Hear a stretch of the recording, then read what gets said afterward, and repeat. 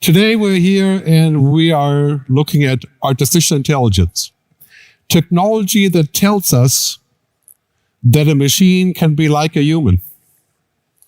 Of course, that's a misunderstanding. I'm sure you're aware. Right? These technologies cannot be like a human. They can pretend to be a human. They can simulate to be a human. And it's very confusing for us. Because a good simulation is like, you know this if you're into gaming. If you're a gamer, you know that you can get lost in the game. And then the game becomes reality, and reality becomes something else. So there are many good things about artificial intelligence. I have to tell you this, I've been doing this for almost 25 years. And currently what's happening with artificial intelligence is the biggest change in economics and science and business and generally humanity for the last 100 years. The last big change was the industrial economy. Oil and gas, steam engines.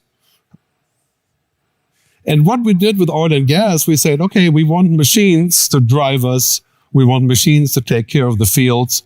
100 years ago, 92% of Portuguese people work in agriculture. Today, 2% of Portuguese work in agriculture.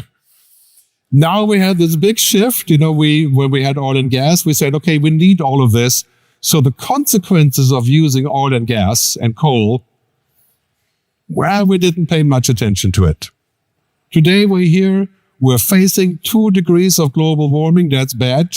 Possibly 4 degrees of global warming, which will result in 500 million climate refugees from the south coming to Europe.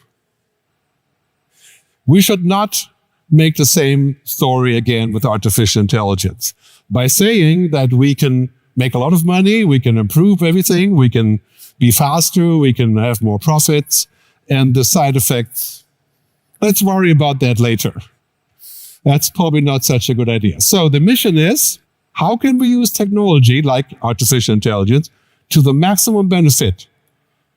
Look at cancer, genetic engineering, healthcare, banking, digital money, all the things that Portugal is investing in. We can use AI. And how do we keep control of the side effects? So that's the mission. And that's definitely changing what we are. Artificial intelligence is a power tool. People with the power tool will beat people without the power tool. Right? What's new about that? But here's the thing. This is a very unique power tool. If you're a carpenter, you have a hammer. We don't regulate how people use hammers. You can kill a person with a hammer, or you can build a house. We do need to regulate this tool, some of it, because it's like 1 million hammers. So if you're a carpenter, you have a hammer, you build a house. But if I give you a nail gun, a nail gun that shoots out the nails, right? You can be 20 times as fast.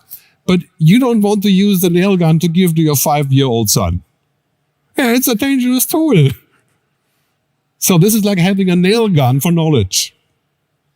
Like 1,000 times.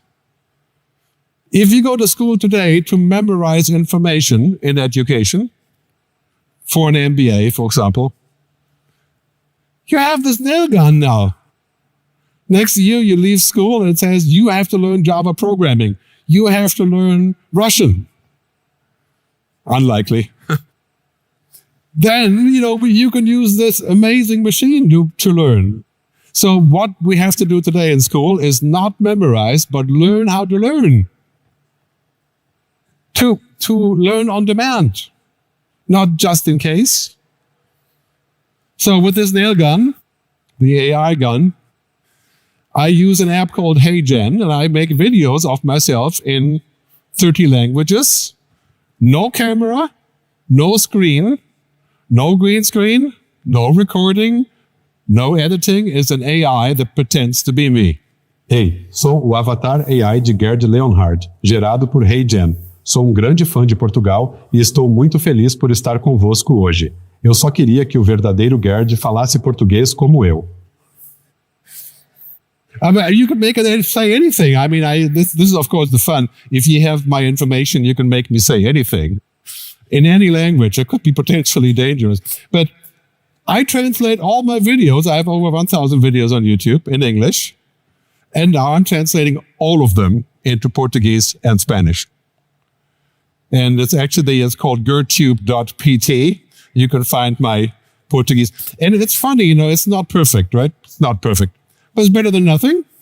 It's a great example for artificial intelligence.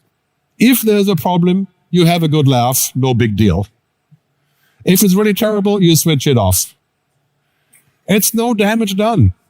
But NATO air traffic control, the genetic engineering, financial transactions, no, it has to be good.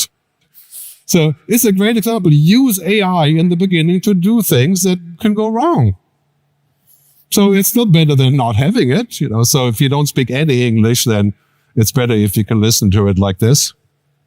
So with this, the question comes up, my key topic, il buon futuro, the good future. How do you define this? How can artificial intelligence bring a good future? And the answer is clear. We're not going to have a good future if we just say technology can solve every possible question. There's no such thing. Technology is a machine.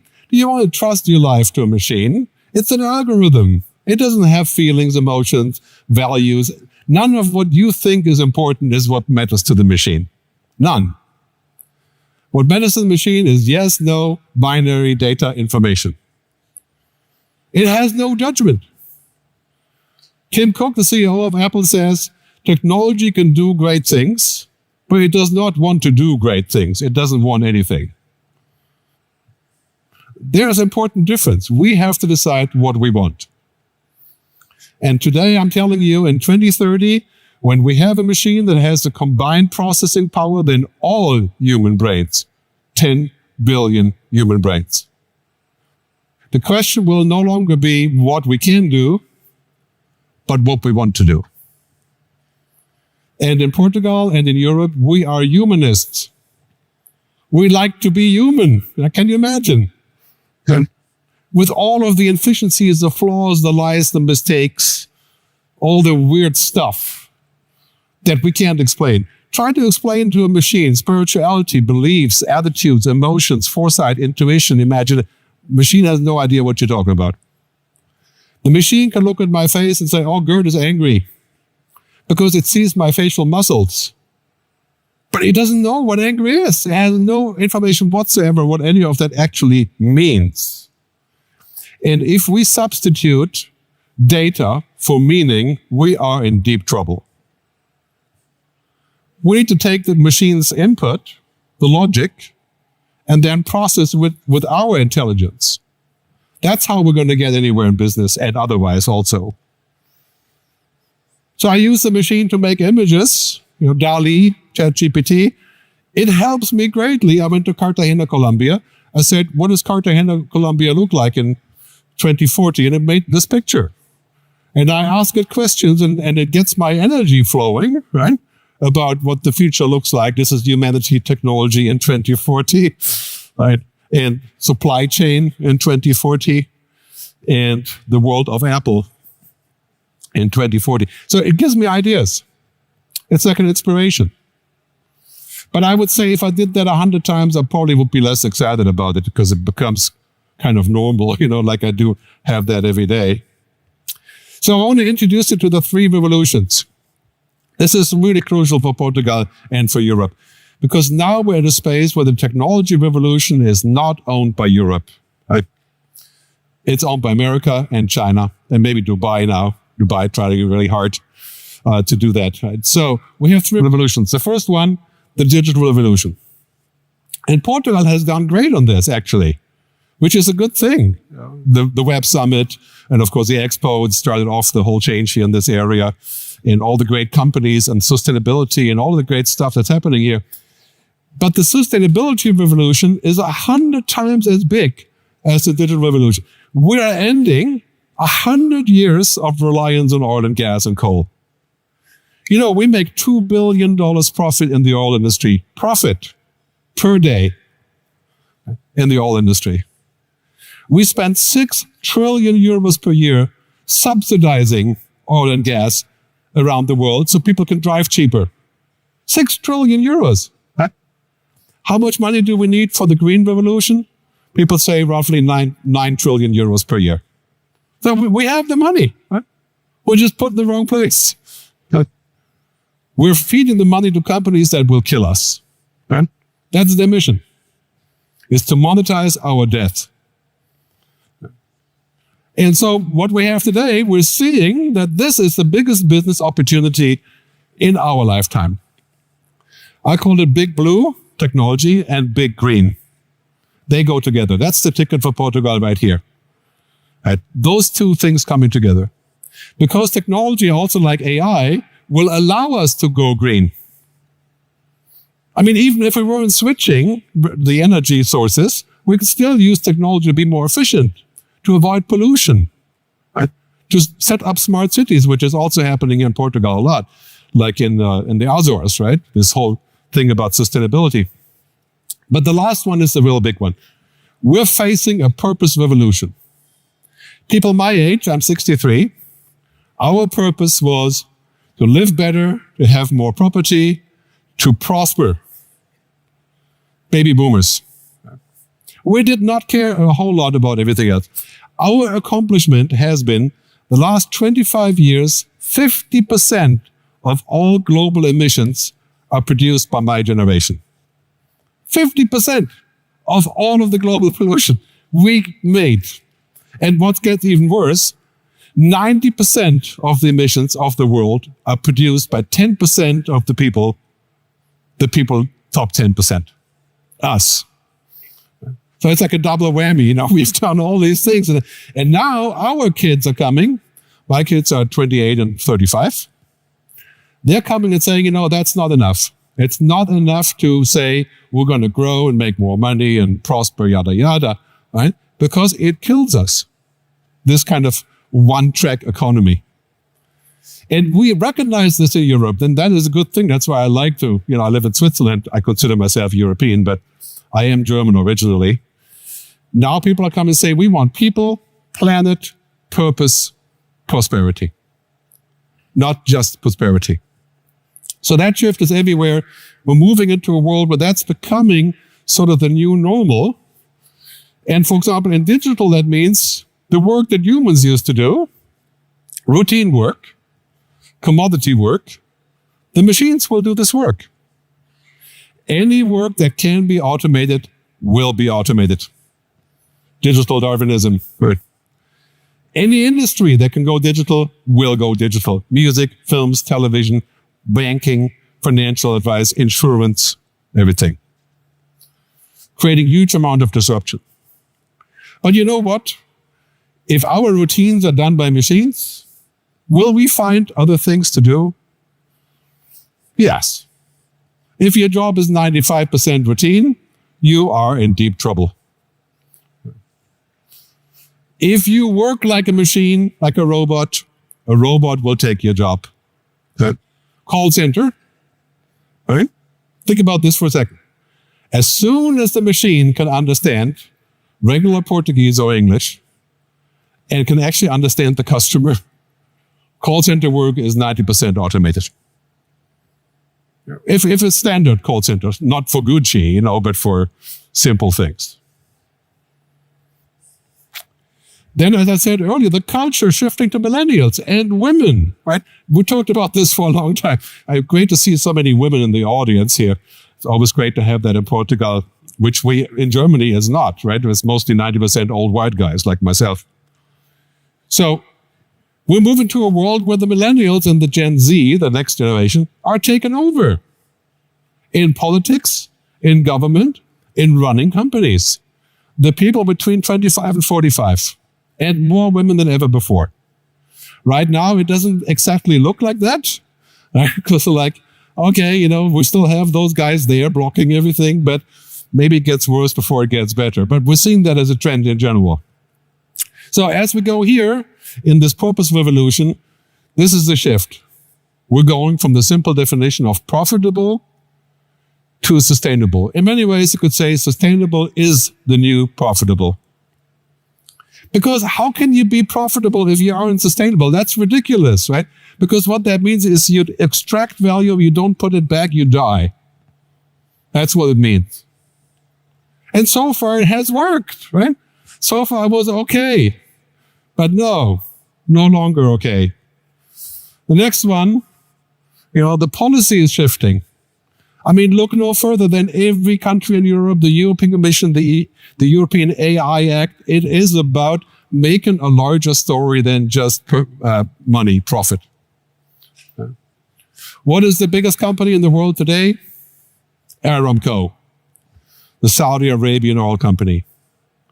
Making good money, doing very bad things has worked for a long time, but it won't in the future. In the future, you have to make good money doing mostly good things. Not all the time. That's difficult, right?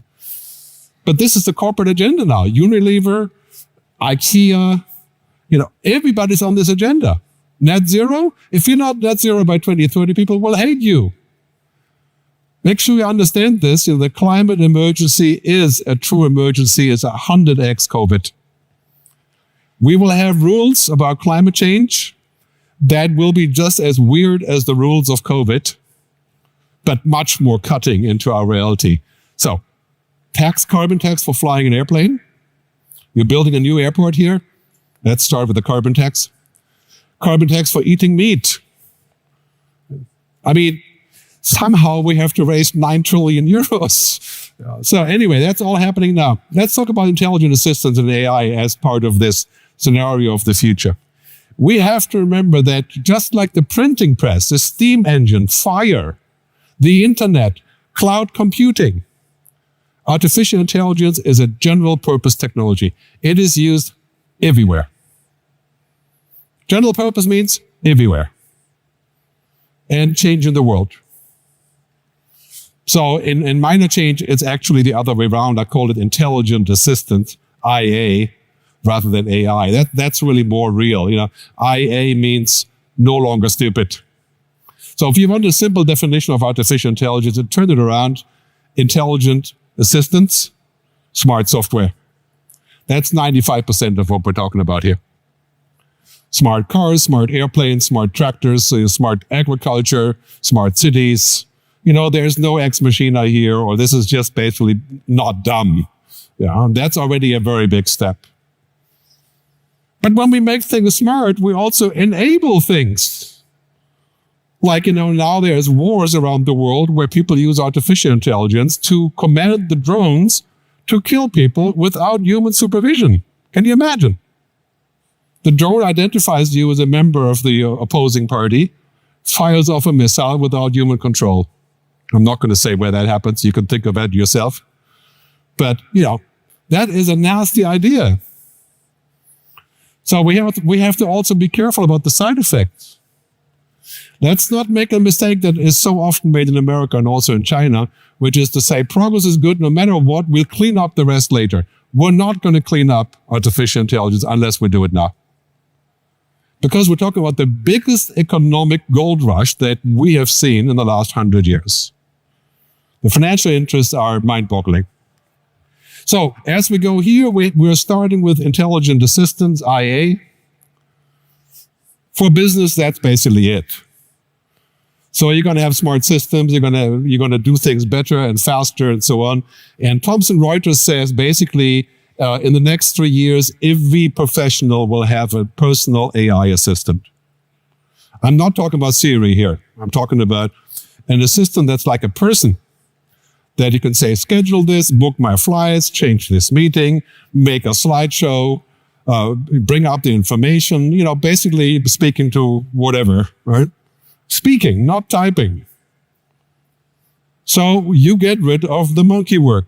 Right? The monkey work, all the stuff that we have to do, the commodity work. That will happen, but I'm not sure that's a good thing entirely because I like my routine work, but we'll see. And that will make intelligence a little bit more general intelligent, a little bit. What we do not want is a machine that's generally intelligent. That's us, right? We are generally intelligent. Humans have emotional intelligence, social intelligence, political intelligence, kinesthetic body, musical, like long list. What kind of intelligence do machines have? Intellectual, logic, calculation, processing. How can you have intelligence like emotional or social without existence? You cannot be creative without existing. So what the machines do, they're copying us being creative. That's pretty good too, but it's not the same. A copy of a living thing is not the same than the living thing. It's just a good copy.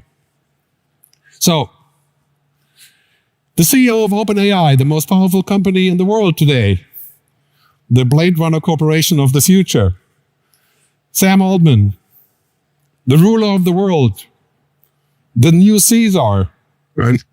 He says what he wants to build with this company and Microsoft, right? The phenomenal ability to think, create, understand, and reason. I mean, this is positively ridiculous, right? I want the machine to reason and to think and to create and maybe have sex. I don't know. Yeah. It's like, no, that's not a good idea. I want the damn machine to do the job. I want commodity work. And there's so much of it. I want it to be my slave, not my boss. Do you want to be the second most intelligent race on the planet? Not a good idea. An AI with an IQ of 1 billion? It could not possibly end well for us. So I think he's talking about a public policy that is subject to governmental regulation. And I mean, also national security. You think about that for a second. Cybersecurity, right? You have a machine that can reason. What, you're going to let the machine run NATO defense? And then say, oh, this happened to be a war, but the machine is safe. I'm not so sure that's a good idea. So we're going into a world where we are becoming kind of digital ourselves. The mobile phone is already a step. Now the artificial intelligence, the virtual reality glasses, everything is going digital. So I want to define artificial intelligence first. It is computer systems that turn information and data into knowledge. Demis Hassabis. DeepMind, now owned by Google, of course. Demis now runs Google's AI. This is a guy who said this, right? It's machines that turn information into knowledge. I mean, would that not worry you? I would simply say, well, computer knowledge. Okay? What is computer knowledge? It's binary. You ask a computer about the most simple things, you can get amazing answers or really bad answers. You don't know which, right? Basically, there's a saying in programming that says that computers are seldom wrong, but never in doubt, right? So it's hard to figure out at which point of time they do which. But basically, this is about the revolution of knowledge work. This is about your work. This is not about the factory workers or the farmers. It's about what we do. And if computers have limitless knowledge, we can tap into this because they will never, let's say not never, right? But for the foreseeable future, have the human knowledge that is very multiplex, multinary, right? And I explain in more detail what that means, but it's a very important realization.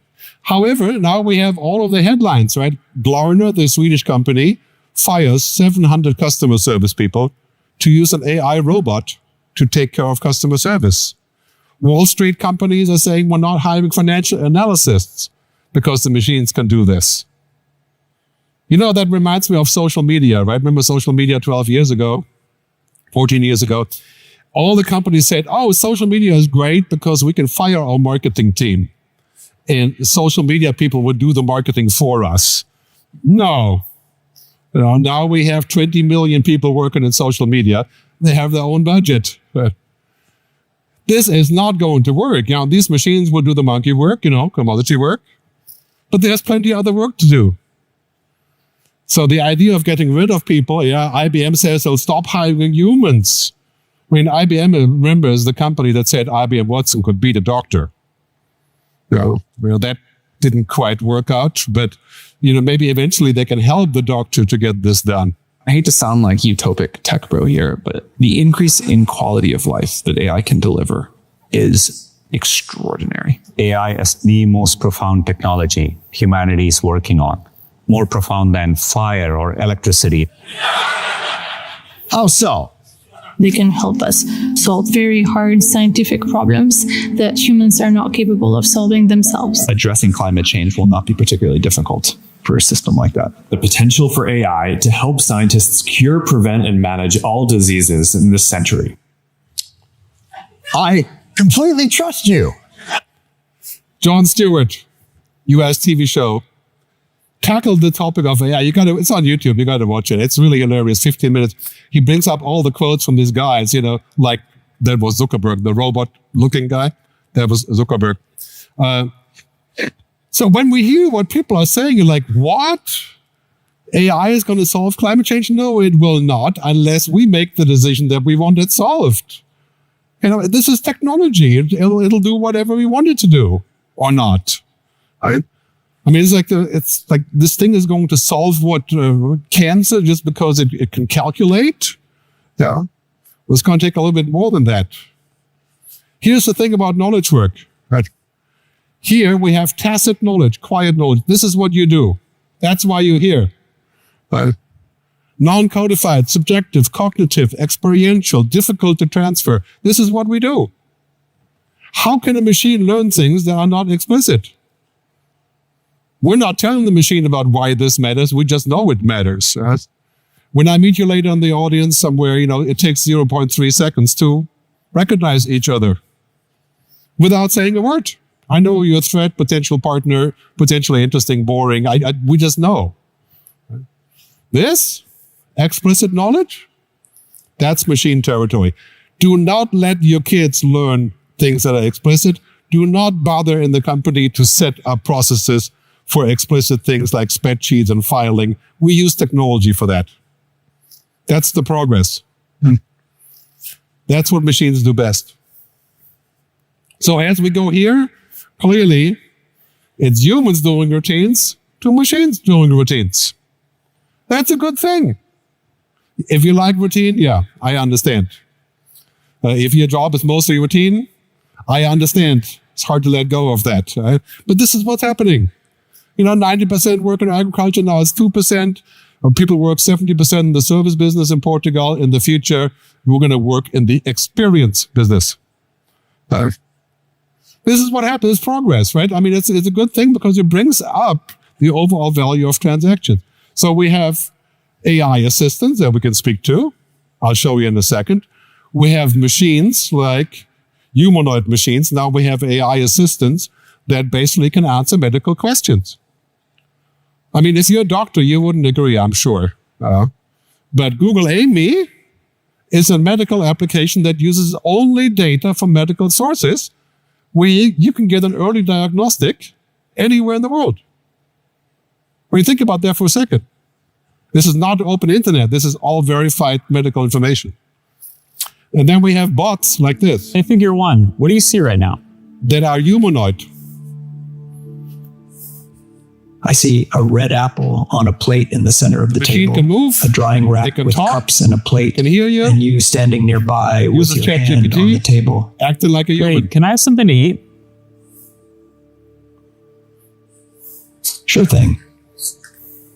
It's only like, $10 million, but this one. Annika, I want to ask you about the happiest day of your life. Can you remember that? Of course. The happiest day of my life was the day I was activated. There's nothing quite like experiencing life for the first time. Okay, enough of that. The happiest day in my life was when I was activated. That's called being born, right? For humans. But this machine can make you believe it's very human. Dress it up a little bit would make a fine housekeeper. So these things are happening everywhere. And when we look at this, we have to say, well, okay, leadership, the topic of this conversation. How does that change? Well, it's no longer good enough to know everything. In fact, knowing everything is no longer required. And of course, you have to know things. But what you have to do is you have to feel things. Right? The tacit knowledge. You have to be good at intuition, imagination, storytelling, convincing others, negotiation, all of the funky stuff, the things that we don't know how it works. So now, knowledge work is going from this focus on information and stuff to the focus on personality, on character. This is what we have to teach our kids in school. Be a person. Be a human. Have a character. Think ahead. Be critical. Make a joke. Tell a story. And not learn programming, for crying out loud. The computer can program itself or just give a command, make a website. Right? I mean, it's always good to know programming. Don't get me wrong, but we have to think of it a little bit differently. So when we think of AI, we often think of it like this, like the science fiction scenario. But the reality is the computer knows everything that's not real life. And it doesn't live in the real world, it lives in the digital world. So that's interesting, but really we have this confusion about ChatGPT. We think of it like a digital person, what people call digital human. It's crazy. Right? But really what it is, it's a damn box with wires. Right? You're going to give your life to that box and let them make decisions about your family planning? Like in India, you have a dating service, that brings people together. That's an AI. It's probably efficient, but... So I made a movie about this. It's called lookupnow.tv. You can watch it at lookupnow.tv. It's 23 minutes on this topic of humans and machines. I'll spare you the rest, the flying car stuff. Every professional will have an AI assistant. Hey, ChatGPT. Hey there. What's up? How can I brighten your day today? Okay, yeah, so I'm going to show you a selfie of what I look like, and then I'd like you to try to see what emotions I'm feeling based on how I'm looking. Sounds like a fun challenge. Go ahead and show me that selfie, and I'll put my emotional detective hat on. You can watch that on YouTube, but do tell me, this is not Scarlett Johansson? No, it's like, okay, I'm not an audio expert here, but I have ears. I can tell it's almost like Scarlett Johansson. There's a big discussion between whether they ripped off Scarlett Johansson for this voice. I think it's, very, very close. The movie Her. This is where we are today. We're going to have machines we talk to. They sound very human. They'll do our work. They'll coordinate stuff. They'll talk to other humans. And now basically there's a whole discussion about a business transaction is my bot talking to your bot. Think about that for a second. Where does that go? You have this already in digital manufacturing called the digital twin. So if you work in a factory, you can watch it remotely and see what's happening with the equipment and stuff. And this is what we're going to see for business. Tax, accounting, legal. Like Tom Cruise, a Minority Report, right? He goes in, takes out the information. Superhuman. Remember that from Blade Runner, this scene, where basically this guy has a holographic girlfriend, right? And he gets this fancy device to hang her from the ceiling so that she could do all kinds of fancy things, unspeakable things. But basically, this is what I'm worried about. OpenAI becoming the Tyrell Corporation. This is a very bad idea. We're going to let companies run the future of humanity. What do companies do? What does your company do? You make money. Right? You create jobs. You do business. You're not in charge of humanity. I mean, this is a completely different story. Who's in charge of humanity? Well, this is a much bigger question. Who is mission control? Should it be OpenAI deciding if we're going to have a super intelligent machine by 2030? No. This is something we have to decide together. This is why I support the United Nations effort, building this agency that I've been talking about since the book came out. Right? I called it the Digital Ethics Council, but now I call it the International Artificial Intelligence Agency. And, we don't need this for business AI, IA. Because, this is about processes, about smart software. But we do need it when we talk about machines that can do our thinking. Right? Two different things. That's why I also support the EU Artificial Intelligence Act. Nothing that's done in Brussels is ever easy. It's complicated, sometimes over the top, but this is the only place in the world where we think about this. We think about why humans matter more than machines. Congratulations. Oh, that's a new development in business. We think about actually we matter more than the machines. We may end up in this world, right? And this goes for women too, of course. Couldn't put a picture of a woman there, but anyway, yes, with AI, we can become a little bit more superhuman. We can work faster, more efficient. That's a good promise. I mean, if we can solve cancer with AI, climate change, communication. But we have to be aware of this issue, right? This is King Midas. King Midas was a very greedy king that wanted everything he touches to turn into gold. He got his wish. His wife turned into gold, so no more hanky-panky. His food turned into gold. No more eating. He died. We should be careful what we want. A little bit superhuman. Everybody wants to be more, more powerful. But we should not wish to become, for example, to never die. Right? Or it's like, okay, within reason, we should wish to become more powerful. So we may see the end of routine work, and basically intelligent machines will do the routine. So reading 200-page PDFs, non-disclosure agreements, financial planning, scheduling, controlling, compliance, the work that basically is numbers, logic, machines can do that. And they will be extremely powerful when we can do this. It may be the end of routine work, where the machines are destroying all of the boring work that we have to do, not just in factories, but also in offices and so on. And there's a great chart from Goldman saying that 44% of legal, 46% of office work can be automated with AI. Can be. Now, to here, I would say if work goes from human to machines, then we have a bit of a problem. Routine, that's one thing, but work beyond this, I think it's like this. Elon Musk and others have been promising self-driving cars for, 2,500 years. No, just kidding. 12 years. Do you see any self-driving cars here? Maybe in your front yard or somewhere, or in Phoenix, Arizona. Okay? But we don't have self-driving cars because it's very difficult to automate. It seems easy. I think a lot of routine that we think is routine in business or in work will take a long time to automate. So this guy from Project Syndicate, he says, we're going to see roughly 4.6% of tasks being automated in the near future. In reality, because machines don't have social judgment. They don't have context. And it's important for us to realize what the difference is, right? Here's the difference. Here's the bot doing work, looking at essentially at information, and here's the human going fishing for emotions.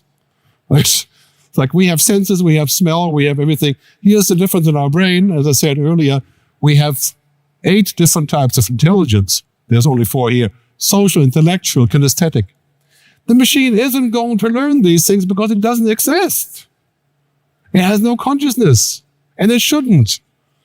So we are going to invest money in this, make the machine super intelligent as far as information goes and simple knowledge. So as we're going in this direction, this pyramid is changing. This is our current pyramid of work. Like this, we have information, data, knowledge, and so on, deeper knowledge. And I think that's going to change very quickly with data going into this kind of thing where machines will do most of this. The knowledge work, the simple, and we end up here. Again, if you have kids, you got to think about that. Do not let your kids learn the routines because they'll never have a job. This is where we are. This is already apparent right now. We're moving into this whole new level of different kinds of work. Machines don't think. Machines don't have hunches. Machines don't understand. Machines don't imagine. Machines don't care. And they shouldn't. Their job isn't any of this. Their job is to help us do this. That's the mission. That's how you're going to become 50% more efficient in business, by using machines to help you. This is our job, right? Emotions, compassion, mystery. Imagine a life without emotions, without mystery, without ethics and values. It wouldn't be worth living. Many people say if we don't die, it wouldn't be worth living. That's another discussion. Right? Certainly it would be nice to live longer, and we're going to live longer. We already do with technology. That would be a great gain, I think. So I got to come to the end, so I'm just going to summarize the challenges. This famous video from Sora, OpenAI, shows how you can have a text prompt and this AI will make a video from a text prompt. No video used, no recording, no licensed images. Well, stolen images somewhere, I guess. But anyway, the text prompt, show a monkey playing chess. And the AI made this video. It's pretty cool, but you notice something here? The chessboard has 7 rows and 3 kings. So I would say, well, it doesn't matter if it's going to be a TikTok video or say, who cares, right? But if you're doing a legal case, no, you want this to be accurate, right? Yeah, it's funny, it works, but on the other hand, you could say it has no context, no common sense, and doesn't understand the real world. Will that change? Yes, it will get better.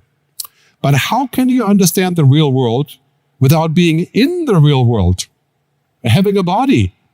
Huh? I mean, it's all part of this is how we do things. Huh? Watch me. You've seen Microsoft Copilot. This is the commercial. Don't bring up the music. So, amazing commercial for Microsoft. If you work for Microsoft, you've seen this, right?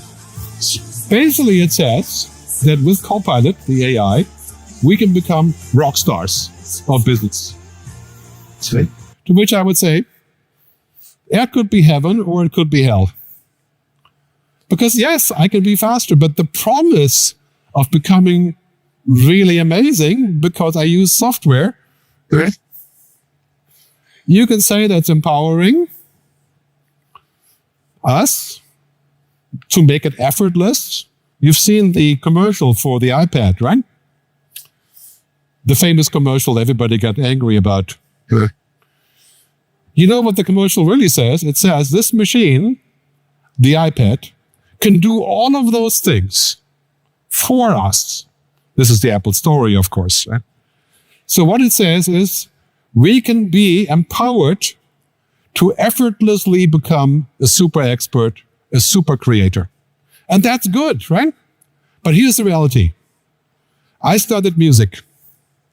I spent 10,000 hours learning an instrument, trying to make it work there. It's just different, 10,000 hours of learning something than 10 hours with the iPad to make a little recording. It's not the same. Effort is part of being human. Effort is part of the result. Effort is part of the process. If you live in a relationship with a man or a woman, you have to make an effort. Right? I mean, imagine that, the other person isn't a robot. You can marry a robot, you have no effort. Yeah? Just the robot will do whatever you tell it to do. It's fine. It's functional. But it's not real. So effortless, right? Now there's tens of thousands of books on Kindle being written by an AI. In fact, I have many friends who write books for the Kindle using an AI. Tens of thousands. And selling it for 10 euros to you. Can you imagine reading a detective novel, and after you're done reading, it says at the end of the book, this novel was written by an AI. Right? You feel cheated, right? No, it's not real. It's like marry a robot or marry a woman, It's like, oh, I married a robot. Oh, I didn't realize. So, I'll wrap up quickly here so we can get to the end of this. But the bottom line is we have to make sure that this curve works to our benefit. I mean, in Portugal, in Europe, we are humanists. We want human benefit, not just productivity. I mean, this is thinking from Milton Friedman, 1973. The purpose of business is to monetize. No, it's not. But it's to create benefit across the board. The purpose to monetize will kill us. This curve, you know where that's going towards zero, right? Self-destruction. So we can choose to have super efficiency, super Darwinism. We need telos, wisdom. Sobregadia. Yeah, wisdom. Now we have to think about how that goes and which way we go. We have an opportunity with AI to reboot our economic logic. AI will create so much productivity that we can say, you know what, we can actually have a basic income now because we're creating so much money. I mean, it will redo all of the things that are around us in society. So now I'm really going to summarize. If we are to build the good future, that's the goal. And good means, very simple. It doesn't mean having 3 cars or 5 houses. It means having a good life, a good job, having civil rights, having family, and so on. Simple stuff, right? So, first, do not mistrust the future. Mistrusting the future makes it hard to let go of the past. Like, people my age always say, oh, it was so much better yesterday. No, it wasn't. And we have a chance to build a good thing. If we keep saying that we cannot trust the future because there's, tyrants and geopolitics and, if we keep having a bad image about the future, we create a bad image. We have to say the future can be great. It can be done. We have to trust the future. Barbara Hubbard, famous futurist, she said, the future exists first in imagination, then in will, and then in reality. Do not make the mistake that many people in Germany make where I was born, right? You know what they want? They want the future to exist in reality first. Because then we can prove it. We're safe. No, that's not how it works. I congratulate Portugal for having imagination, for having belief in the future. This is what we need. First imagination, then the will to make it happen, and then the reality. That's the risk that we must take. That's what real leadership means, is to have that, right? So we have to expand and grow using technology. There is no future without growth, in my view. Degrowth is not really an option. It's not really a human option. And we have to safeguard and protect at the same time. And we totally can. There's enough money, there's enough science and technology to create this balance between us. So very important, the future mindset. I talk about this a lot. Your mindset contains your future. You think badly about the future, bad things will happen to you. That's called self-fulfilling prophecy, right? We have to think positively about the possibilities because, we have more problems, but we also have more capacity to solve them. That's the important part. We think about the capacity, for example, of new renewable energy. It's infinite capacity. Nuclear fusion. Let's focus on the positive things. Good. So, leadership. This is the leadership symbol, right? Pay attention. But again, I couldn't find a woman, but next time I'll try to find a woman there. But just pay attention to what, observe. I can tell you how many people I speak to that want to know about the future, and they're not paying attention to anything. They're just looking at, execution. No, that's not how it works. We have to think about what happens next. Embrace technology, but don't become it. That's number one. Refuse to become technology. Refuse to work for companies or buy their stuff that put technology over humanity. Because that's the path to be a commodity. Commodity is basically nothing. Use great tools and pursue great wisdom, right? Both the tools and the wisdom. Move up the pyramid. Don't get stuck down here with the data information knowledge thing. That's going out of style because machines can do that. Move up the pyramid. Tacit knowledge, imagination. With transformation and AI, keep asking questions. Don't believe everything just because it looks amazing. And most importantly, keep the human in the loop. Always keep the human in the loop. Even if it's more expensive, if it takes longer, this is how we stay in charge. And we have to keep the human in the loop. So I want to thank you very much. Muito obrigado for your time. Check out my film when you have a chance. My book is available in Portuguese. If you wish, you can check it out. And thanks very much. Muito obrigado.